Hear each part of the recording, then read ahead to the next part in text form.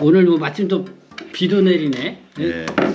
그날 뭐 2017년 예. 5월 9일 예. 거기서 쭉 보니까 예. 예.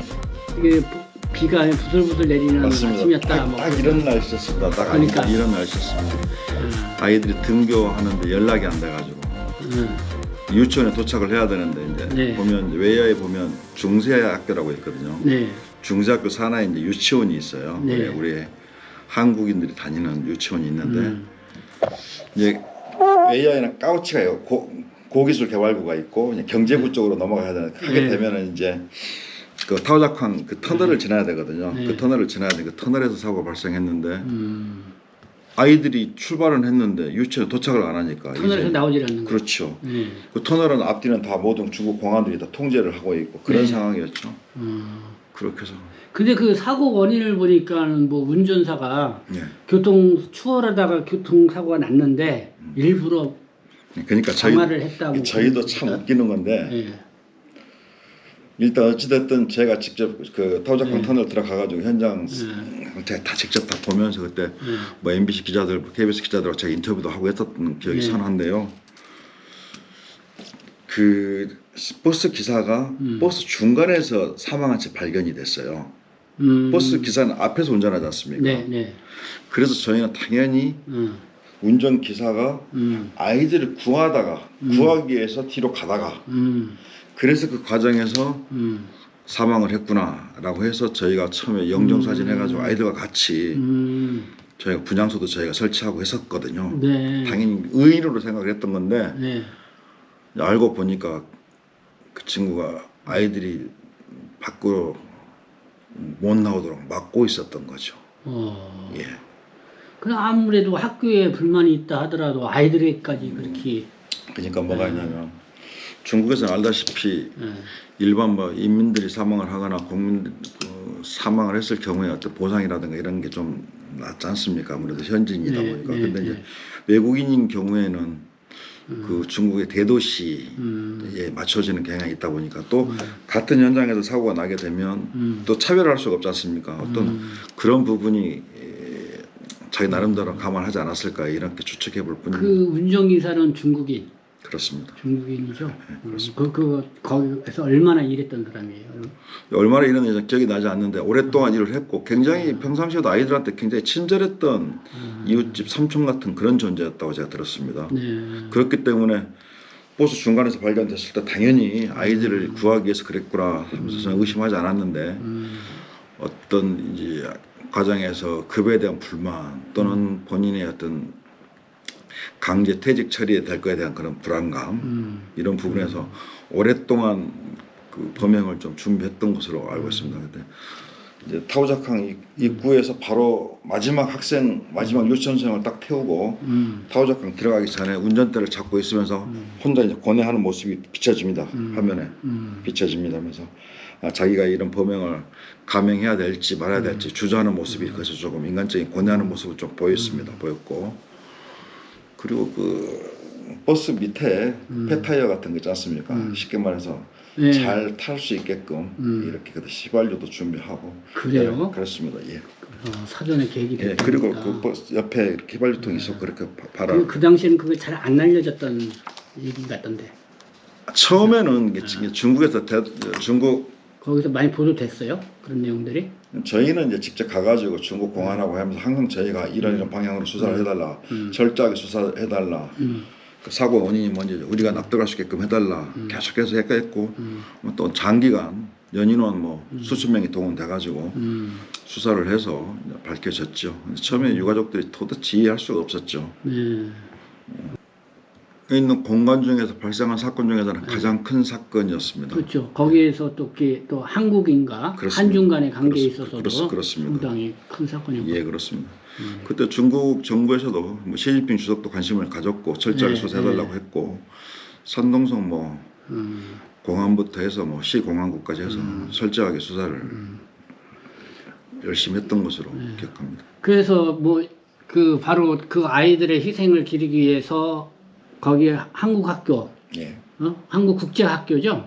그거를 저는 설립을 한 거죠. 그렇습니다. 기존에 있던 학교를 그렇게 바꾼 게 아니고. 예, 그렇습니다. 한국 학교가 없었죠. 웨이아이. 없었다가. 연태 이게 웨이아이에서 80km 정도 떨어져 있는 네. 이엔타이라고 있습니다. 네.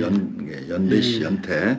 우리가 연태라고 하죠. 이엔타이에 있었는데 웨이아이에 있는 학생들이 그냥 뭐 개인 자기 자가용을 하든 아니면 카풀을 하든 뭐 이런 식으로 해가지고 80km 이상을 연태로 학교를 다녔습니다. 연태 위에서. 예, 그렇습니다.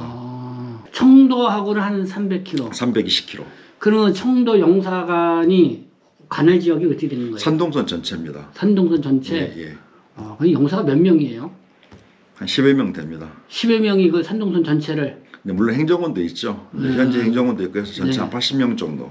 야. 공간원이 한 80명 정도 그렇죠. 됐죠. 예. 그래서 보니까 산동성이 특히 한국과 관련돼서 사건 사고가 많이 일어나는 굉장히 지역이다. 많습니다. 예, 맞습니다. 그렇게 그러니까 얘기를 뭐, 해서.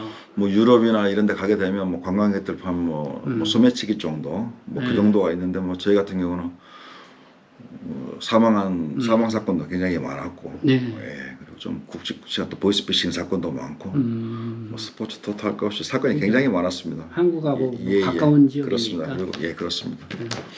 아이들 사망 사건 그때 방화 사건 예. 어때요? 근데 지금 사람들이 그거를 기억을 계속 해요?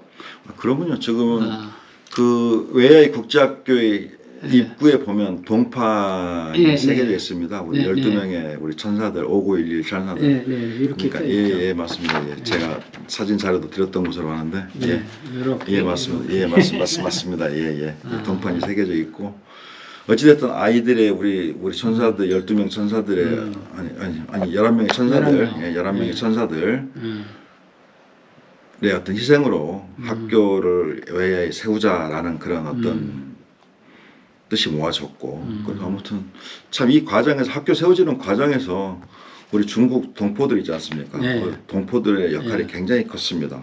좀 어떤 역할들이 좀 있었어요? 그러니까 뭐냐면 장례 문화도 사실 저희하고 다르거든요. 이렇게 오랜 시간 떨어져 있다 보니까 장례하는 것도 다르고 거기는 중간에 비니관이라는 데서 그냥 하루 정도만 하게 되면 그냥 간단하게 가족들끼리 해서 이렇게 장례를 치르는데 우리는 보통 3일장을 치르지 않습니까?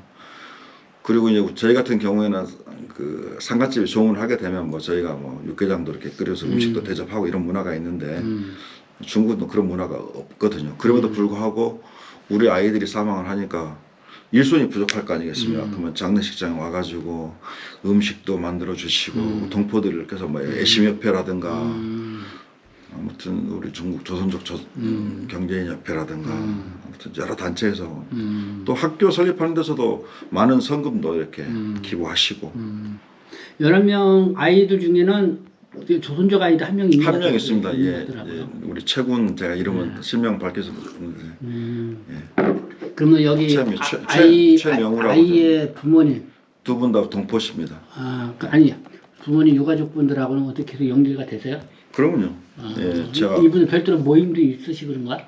그때 이제 유가족 협의회가 있었고 유가족 대표는 그때 김미석이라고 지금 현재 웨이아이 한인협회에서 지금 현재 활동하고. 예, 그렇습니다. 활동하고 있는데 제가 그때 한 45일간 같이 동고동락을 하지 않았겠습니까? 저는 이제 갑자기 이제 5월 9일 오전 점심 무렵에 소식을 듣고 이건 좀 상황이 심각하다 해가지고 곧바로 이제 출발을 했는데 아무런 준비 없이 출발했을 거 아니겠습니까? 그렇죠? 출발을 했는데 이제 가다 보니까 장기 체류를 할 수밖에 없었고 그래서 유가족들도 하고 또 중국 정부도 이렇게 상대를 해야 되는 상황에서 옷도 좀 갈아입어야 되는데 물론 이제 우리 행정원들 통해 가지고 저희 칭다오 있는 집에서 옷까지는 이렇게 배송이 됐습니다만 아무래도 이제 좀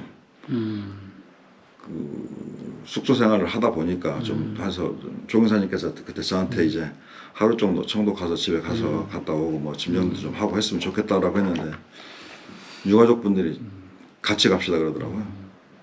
영사님 없으면 우리 불안하다고 그래서 아무튼 어쨌든 저희 작은 존재가 그들에게 그렇게 큰 위안이 됐다고 하니 그런 보람도 있었고 그랬었습니다. 이 당시에 웨이하이에 한국인이 한 몇 명 정도 당시에? 통상적으로 제가 갔을 때는 처음에 이제 지금은 베트남으로 많이 빠져나오고 해서 그때 당시 제일 처음에 진출했던 기업들이 그 액세서리, 공예품 그것도 해가지고 한 전체 산동성에 한 7,000개 정도 우리 기업이 있었기 때문에 기업이, 예, 있어서 예. 통상 제가 갔을 때는 통상 이렇게 했죠. 칭다오 5만, 외야이 3만, 연태 2만. 해서 아무튼 산동성에 10만 우리 10만 한국인. 제 국민들이 있다 이렇게 했었는데 지금은 많이 줄어들었죠. 지금 뭐 청도에 한 2만, 외야에 한 15,000. 청도에 한 3만, 3만. 외야에 한 15,000, 연태 한 이 정도 되지 않을까 이렇게 추측이 됩니다. 그 조선족 인구는 어때요? 그 산동생 한 20만 정도 이렇게 제가 계시다고 그렇죠. 제가 한국인들이 진출해서 했던 거를 조선동포를 많이 인수인계해서 하기도 하고. 그렇죠. 그러니까 사실 우리가 언어가 안 되는 상태에서 어떤 공산국가였던 중국에 진출함에 있어서 동포들의 힘이 굉장히 컸죠. 근데 우리 동포들이 우리 같은 핏줄이기 때문에 얼마나 부지런합니까, 그죠? 총명하고 그러다 보니까 그 이제 한국 이제 기업가 대표들이 어느 정도 해가지고 부를 축적하고 한국을 떠나시면서 믿을 수 있었던 나를 도와줬던 이제 그때는 같은 가족들이 됐겠죠. 뭐 우리 동포들에게 사업권을 넘기고 이렇게 귀국을 하는 과정에서 동포들이 이제 언어가 되고 또 중국 현지의 어떤 정책도 잘 아시고 하다 보니까 더 크게 꾸려가지고 사업적으로는 엄청나게 성공하신 분들이 많죠. 한 재밌는 이야기가 뭐냐면 근데 지금 칭다오에서 우리 이제는 거기서는 영사로 활동하시면서 한국 교민과 우리 조선족 동포들 둘을 다 이렇게 보신 거 아니야? 그렇죠. 그렇죠. 어때요, 좀 관계가? 그럼 굉장히 좋습니다. 굉장히 좋습니다. 그래서 저희 같은 경우 어차피 영사관 업무가 물론 재외국민 보호도 있습니다만 우리 재외 동포들에 대한 부분도 저희가 영사관의 주요 업무거든요. 그들이 모국 올리지 않고 우리 문화를 이렇게 개성 발전할 수 있게끔 도와주는 거. 그것도 저희 업무였거든요. 그래서 저는 아무튼 동포단체 행사에 있으면 저는 거의 빠짐없이 참석을 했었는데 저는 좋았습니다. 물론 이제 같이 다 좋을 수가 있겠습니까만은 서로 오해하는 부분도 없지 않아 있기도 하고 대립하는 부분도 없지 않아 있었으나 제가 봤을 때는 어려운 일은 서로 힘을 합치고 그러니까 한인회하고 이제 조선족 협회 이런 게 있을 거 아니에요? 있습니다. 예, 있습니다. 예. 서로 교류하고 좋습니다. 예. 한국하고는 좀 다른가?